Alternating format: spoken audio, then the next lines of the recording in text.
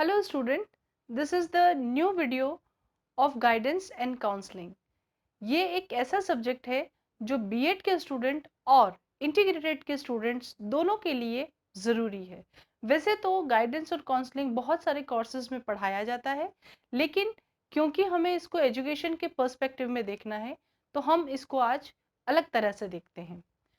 Guidance और counselling, जैसा कि आप बोर्ड पर लिखा देख रहे हैं, गाइडेंस को हिंदी में निर्देशन और काउंसलिंग को परामर्श कहते हैं। आज की भागदौड़ भरी जिंदगी में हर एक व्यक्ति को कभी न कभी किसी न किसी के सहारे की, किसी की सलाह की, किसी की राय की और किसी के मशवरे की जरूरत होती है। और ये मशवरा, राय तब ज्यादा जरूरी हो जाती है जब जीवन एक दोराहे पर आकर खड़ा होता है। जैसे कि 12वीं पास करने के बाद में किसी विद्यार्थी का जीवन, उसे अपने जीवन की दिशा को चुनने का बहुत बड़े संकट का सामना करना पड़ता है। वो भ्रमित होता है कि मुझे ये राह चुननी है या ये राह चुननी है, और उस समय ये विषय गाइडेंस एंड काउंसलिंग बहुत ज़्यादा ज़रूरी होता है और इसका उपयोग करने पर प्रभावी भी बहुत रहता है। तो चलिए इन दोनों शब्दों को परखने के पहले हम कुछ और शब्द देख लेते हैं जो इनसे मिलते जुलते हैं, लेकिन ये नहीं है। मिलते जुलते हैं लेकिन ये नहीं है। ध्यान दीजिएगा मेरे शब्दों पर। पहला शब्द हम लेते हैं आदेश, और इसी के साथ में हम दूसरा शब्द लेते हैं निर्देश। आदेश और निर्देश, वस्तुतः ये दोनों एक ही चीज है, लेकिन फर्क सिर्फ भाषा का है। फर्क भाषा का इसलिए है कि पूरा करना दोनों के लिए जरूरी है। आदेश को पूरा किया जाना भी जरूरी है और निर्देशों का पालन भी अत्यावश्यक है, लेकिन आदेश में अधिकार है, कुछ भाषा की रफनेस है, कुछ स्ट्रिक्टनेस है, लेकिन निर्देश में वही बात पोलाइटली कही जाती है कि आपको ऐसा करना चाहिए, आपको ये पालन करना चाहिए, और आदेश में ऐसा कीजिए, ऐसा कीजिए। तो ये आदेश और निर्देश, ये दो शब्द हैं जो इससे मिलते जुलते लग सकते हैं, लेकिन मैं फिर बता दूं ये शब्द वो नहीं है। अब अगला शब्द जो है वो हमारा निर्देशन ही है। हम इस निर्देशन शब्द के साथ में एक और शब्द को देखते हैं, और वो शब्द है निदेशन। ये गलती बहुत सारे विद्यार्थी करते हैं। जब लिखने जाते हैं, ऐसे टाइप क्वेश्चन अटेम्प्ट करते हैं, तो वो निदेशन और निर्देशन इन दोनों में भूल कर जाते हैं। और एक शब्द और है निर्दर्शन, लेकिन यहाँ पर हम निर्देशन और निर्देशन दोनों का अंतर स्पष्ट करते हैं। काफी समय तक निर्देशन और निदेशन दोनों को एक ही माना गया, और इनके लिए अंग्रेजी का एक शब्द डायरेक्शन काम में लिया गया। डायरेक्शन, डायरेक्शन हमारे लिए बहुत ज़्यादा परिचित शब्द है। हम जानते हैं कि फिल्म का डायरेक्शन होता है। किसी नाटक को अगर हम स्कूल या कॉलेज लेवल पे करते हैं तो उसको डायरेक्शन करते हैं, या हमें हमारे बड़े, हमारे टीचर, हमारे प्रिंसिपल जब कुछ भी चीज़ को आदेशित करते हैं तो वो हमें डायरेक्ट कर रहे होते हैं। तो ये डायरेक्शन भी इसी से लिया गया है, लेकिन पूर्व में ये निर्देशन को ही डायरेक्शन कहा गया था। पूर्व में निर्देशन को ही डायरेक्शन कह दिया गया था। वस्तुतः भारतीय तकनीकी शब्दावली आयोग ने इस शब्द को और इस शब्द में अंतर स्पष्ट किया और कहा कि निर्देशन डायरेक्शन नहीं है, अपितु निदेशन डायरेक्शन है। और निर्देशन के लिए इन्होंने जो शब्द काम में लिया वो था गाइडेंस। तो इस तरह से ये निर्देशन और निदेशन दोनों अलग हो जाते हैं। जो निदेशक होता है वो डायरेक्टर कहा जाता है। ये नई शब्दावली है, इसीलिए आप इस पर ध्यान दें। और जो निदेशालय होता है वो डायरेक्टरेट कहा जाता है, लेकिन निर्देशन गाइडेंस है। ये बात हमें आज यहाँ पर क्लियर कर लेनी चाहिए। अब हम इस शब्द को भी हटाते हैं और निर्देशन पर अपना ध्यान देते हैं। देखिए, निर्देशन एक प्रक्रिया है। हमें निर्देशन की बहुत ज्यादा जरूरत होती है, और निर्देशन वो प्रक्रिया है जिसमें कई सारी छोटी छोटी प्रक्रियाएं शामिल हैं। इन छोटी छोटी प्रक्रियाओं से मिलकर जब निर्देशन बनता है तब उसके कई प्रकार हो जाते हैं। तो पहले तो ये कि निर्देशन एक प्रक्रिया है, guidance is a process. Process इस रूप में कि मैंने आपको निर्देशन दे दिया और निर्देशन पूरा हो गया, ऐसा नहीं है।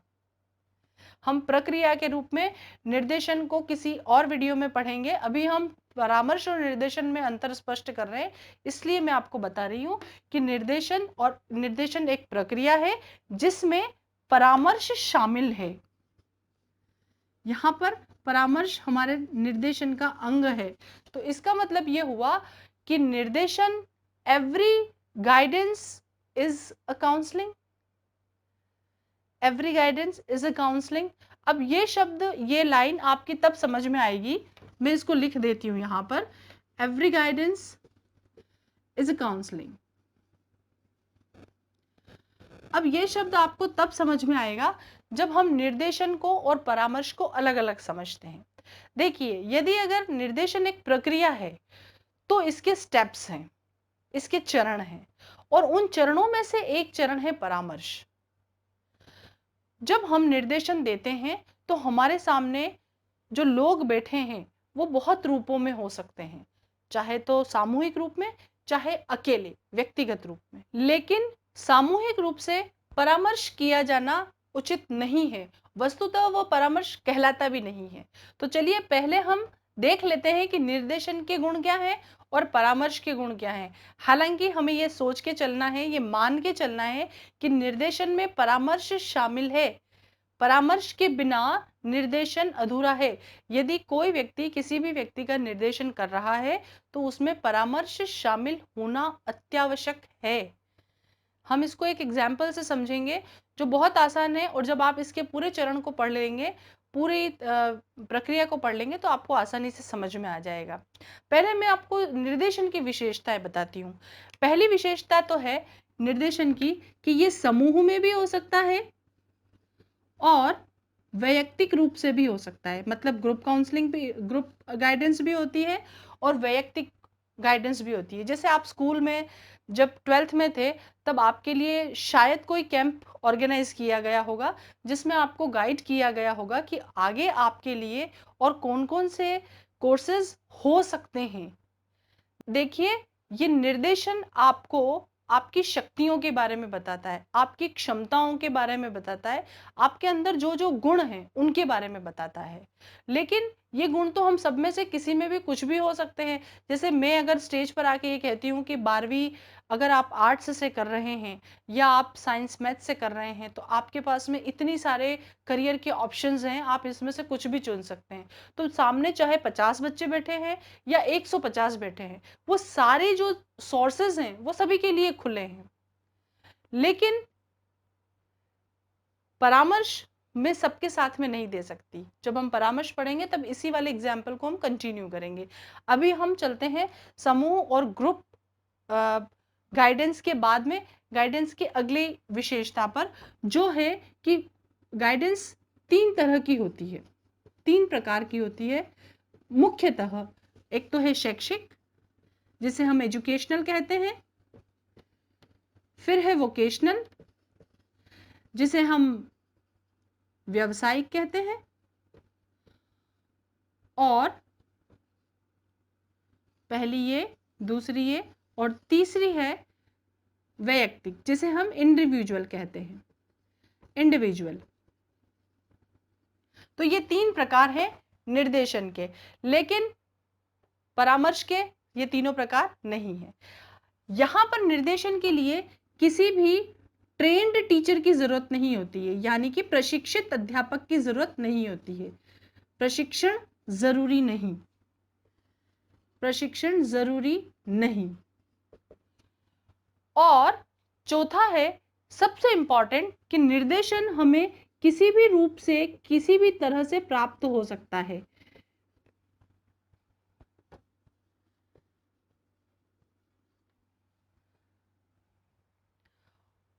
अब हम परामर्श के गुणों को पढ़ते हैं, और परामर्श के गुण हमें ये कहते हैं कि परामर्श सिर्फ और सिर्फ वैयक्तिक होता है, सिर्फ और सिर्फ वैयक्तिक होता है। ये 3 प्रकार का होता है, लेकिन परामर्श हमारे मानसिक स्वास्थ्य और भावनाओं को प्रबल करने के लिए जरूरी है। मानसिक स्वास्थ्य और भावनाओं को प्रबल करने के लिए जरूरी है। भावनाओं की पुष्टिकरण के लिए, भावनाओं को संपुष्ट बनाने के लिए ये जरूरी है, संपुष्ट बनाने के लिए, मजबूत बनाने के लिए। फिर तीसरा पॉइंट लेते हैं यहाँ पर, ये कहता है कि प्रशिक्षण जरूरी नहीं है, लेकिन यहाँ पर परामर्शदाता को प्रशिक्षित होना अत्यावश्यक है। प्रशिक्षित होना अत्यावश्यक, ध्यान दीजिए, अत्यावश्यक। अब हम किसी मामले में इसे अनुभवी भी कह सकते हैं, क्योंकि जिसके पास अनुभव नहीं है वो प्रशिक्षण माफ कीजिए, वो परामर्श नहीं दे सकता। और अंतिम है पत्र पत्रिका और पुस्तक, क्योंकि मैं आपको कह चुकी हूं कि ये वैयक्तिक है, तो ये सिर्फ तर्क वितर्क, बहस और प्रश्नोत्तर, साक्षात्कार इत्यादि से ही आपको दिया जा सकता है। परामर्श तर्क वितर्क और बहस, प्रश्नोत्तर, साक्षात्कार, ये तरीके हैं परामर्श प्राप्त करने के लिए। ये इतना सारा मेरे लिखने का यहाँ पर मतलब ये है कि जब मैं आपको परामर्श और निर्देशन इन दोनों के बारे में एग्जाम्पल दूंगी, तो आपको ये दोनों चीजें इस आधार पर क्लियर हो जाएंगी। तो इस सारे डिस्कशन से एक बात प्रूव होती है कि निर्देशन आपके अंदर की शक्तियों का पता लगाने के लिए दिया जाता है, चाहे वो किसी ऐसे व्यक्ति के द्वारा हो जो प्रशिक्षित नहीं हो, चाहे वो समूह में दिया जाए या वैयक्तिक रूप से। कई बार ऐसा भी संभव है कि निर्देशन आप किसी पत्र पत्रिका या किसी पुस्तक या किसी अखबार या किसी अन्य माध्यम से प्राप्त कर सकें। और निर्देशन शैक्षिक, व्यावसायिक, वैयक्तिक हो सकता है। परामर्श वो स्थिति है जब आपके सामने समस्या है और आपको उस समस्या से बाहर आना है। उस समस्या के जितने पॉसिबल सॉल्यूशंस हैं, उनका आइडिया, जस्ट आइडिया आपको दिया जाता है। आप पर निर्णय दोनों ही स्थितियों में नहीं थोपा जाता है। ध्यान दीजिए, ना आप पर निर्णय थोपा जाता है, ना आप पर जीवन थोपा जाता है, ना आप पर दृष्टिकोण थोपा जाता है, ना आप पर किसी प्रकार का कोई नियम थोपा जाता है। न निर्णय न नियम, आपको डिसीजन खुद ही लेना है, इस परिस्थिति में भी और इस परिस्थिति में भी। हम आपको सिर्फ पॉसिबल सॉल्यूशंस बताते हैं कि यहाँ पर ये प्रैक्टिकल है, ये ऐसा हो सकता है, वैसा हो सकता है, वैसा हो सकता है। यहाँ पर आपकी शक्तियां बताई जाती हैं, यहाँ पर आपको सॉल्यूशंस बताए जाते हैं, क्योंकि यहाँ पर दो ही लोग हैं। पहला है परामर्शदाता और दूसरा है परामर्श प्राप्तकर्ता। यहां पर कंपल्सरीली दो ही लोग हैं। जब दो ही लोग हैं तो इसकी जो प्रॉब्लम है वो इसको बताएगा, और ये व्यक्ति इसके जितनी पॉसिबल सॉल्यूशन है इसकी प्रॉब्लम के, वो उसके सामने रखेगा। लेकिन अंततोगत्वा डिसीजन इज योर्स। उसको डिसीजन लेना है कि मुझे क्या करना है। और यहां पर आपको एक चीज दे दी जाती है, एक थॉरली आइडिया दे दिया जाता है इंस्ट्रक्शंस के रूप में कि ये चीजें हैं, आप में अंतर्निहित शक्तियां ये हैं, आपके गुण ये हैं, आपकी कैपेसिटीज ये हैं, और आप ये कर सकते हो। बस ये सारा निर्देशन में दे दिया जाता है। इतना बेसिक फर्क है। अब परामर्श दाता और प्राप्तकर्ता जब ये दो ही लोग हैं, तब निश्चित बात है कि इसकी प्रॉब्लम इसको पता है, तो ये सारी समस्या इसको बताएगा। तो कहाँ जरूरत है किसी पत्र पत्रिका या पुस्तक की? ऐसा संभव नहीं है। तो वहां तर्क वितर्क होंगे, बहस होंगे, प्रश्नोत्तर होंगे, साक्षात्कार होंगे, और बाकी वो सारी चीजें होंगी जो दो लोगों के मध्य होती हैं। तो यहाँ पर एक तो चीज ये क्लियर हो गई। दूसरी चीज है कि जब आप किसी की प्रॉब्लम को सुनते हो और उसके सॉल्यूशंस की बात करते हो, तब आपके पास में ईदर ट्रेनिंग और एक्सपीरियंस जरूरी है। या तो आपके पास में ट्रेनिंग हो इसकी कि आप सुन के और इतने सारे सॉल्यूशन दे पाएंगे, अथवा आपके पास इतना एक्सपीरियंस हो। तो इन दोनों की चीजों में परामर्श तभी संभव हो पाता है जब आपके पास ये दोनों चीजें हों।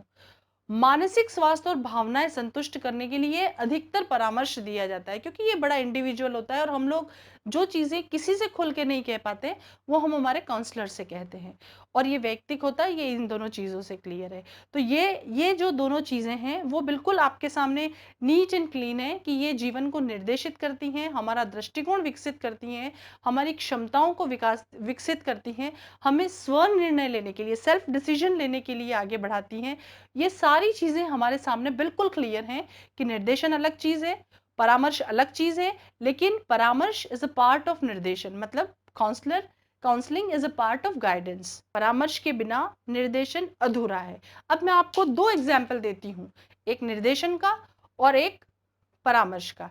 आप दोनों को देखिएगा और आपको बिल्कुल क्लियर हो जाएगा कि what is guidance and what is counselling.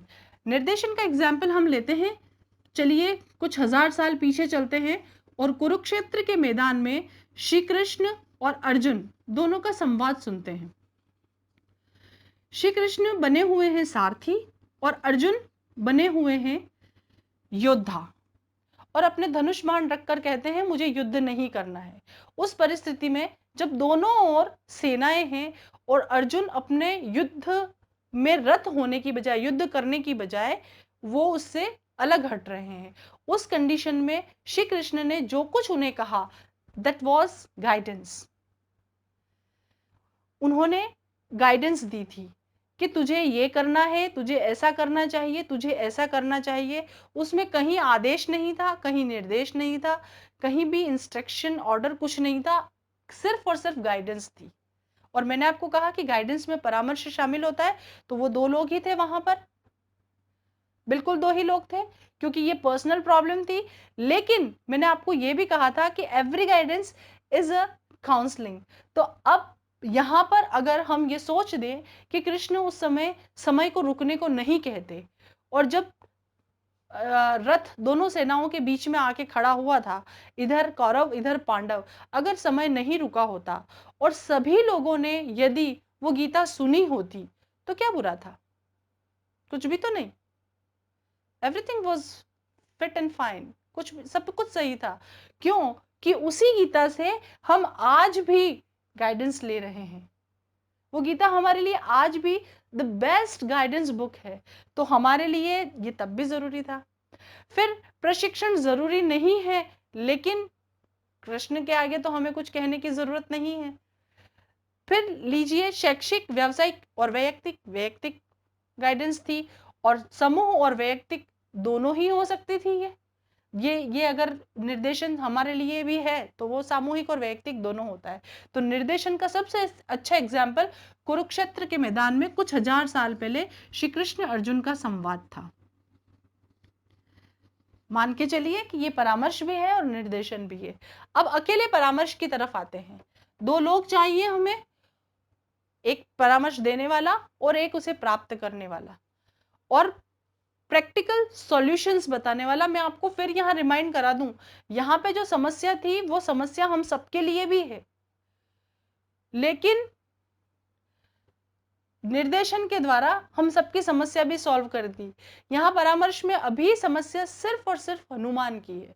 याद कीजिए वो क्षण जब समुद्र किनारे हनुमान खड़े हैं और सारी वानर सेना वहां पर खड़ी है, सिर्फ इस बात की चिंता कर रही है कि किस तरह से लंका तक जाया जाए, और जो हम सुन चुके हैं और जो कंफर्म किया गया है कि वहां पर सीता मैया अशोक वाटिका में हैं, उनसे मिला जाए। राम की मुद्रिका भी मेरे पास में है, लेकिन ये इतना बड़ा समुद्र, इसको लांघा कैसे जाए? उस समय जटायु अनुभवी, जो उम्र में काफी बड़े थे, काफी अनुभव था उन्हें, बहुत एक्सपीरियंस्ड थे, उन्होंने हनुमान को सारे प्रैक्टिकल सॉल्यूशंस बताए थे। उन्होंने ये नहीं कहा था कि हनुमान उड़ो और जाओ, उन्होंने सिर्फ ये कहा था कि बचपन में तुम बहुत शैतान थे, बचपन में तुमने ये किया था, बचपन में तुमने ऐसा किया था, बचपन में तुमने वैसा किया था, बचपन में तुमने सूर्य को मुंह में पकड़ा था। उन्होंने ये नहीं कहा था कि सूर्य तक तुम कैसे उड़ के गए थे। उन्होंने कहा तुमने बचपन में सूर्य को मुंह में ले लिया था, मतलब तुम यहां से वहां जा सकते हो, तो यहां से वहां तो जा ही सकते हो। मतलब, तो वो मतलब किसे निकालना था? इसे। डिसीजन किसे लेना था? इसे। इसने लिया डिसीजन। तो सबसे बड़ा परामर्शदाता प्राप्तकर्ता हनुमान थे और सबसे बड़े परामर्शदाता जटायु थे। तो इस तरह से हमने देखा कि परामर्श दो लोगों के बीच में होता है, किसी एक प्रॉब्लम को लेकर होता है और सारे प्रैक्टिकल सॉल्यूशंस परामर्शदाता के द्वारा दे दिए जाते हैं। डिसीजन परामर्श प्राप्तकर्ता को लेना होता है। सेम हियर, सारे चीजें, सारी शक्तियां, सारे गुण, सारी क्षमताएं निर्देशन करने वाले द्वारा बता दी जाती हैं, लेकिन डिसीजन उसको लेना होता है जो खुद निर्देशित हो रहा है। तो यहां पर मूल में व्यक्ति है, समस्या मूल नहीं है। यहां पे व्यक्ति इंपॉर्टेंट है, व्यक्ति महत्वपूर्ण है और यहां पर समस्या महत्वपूर्ण है, समस्या महत्वपूर्ण है।